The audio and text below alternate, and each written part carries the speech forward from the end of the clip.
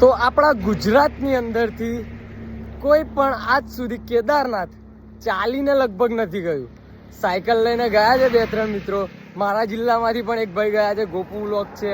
બીજા 2-3 જણ છે જે સાયકલ લઈને કેદારનાથ ગયા છે, પંચ કેદાર ગયા છે. પણ હું જઈ રહ્યો છું મહીસાગર જિલ્લાના લુણાવાડાથી લઈને કેદારનાથ સુધીની આ મારી પગપાળા યાત્રા છે. હું એવું ઈચ્છું છું કે મને આ યાત્રાની અંદર મારું આખું ગુજરાત સપોર્ટ કરે.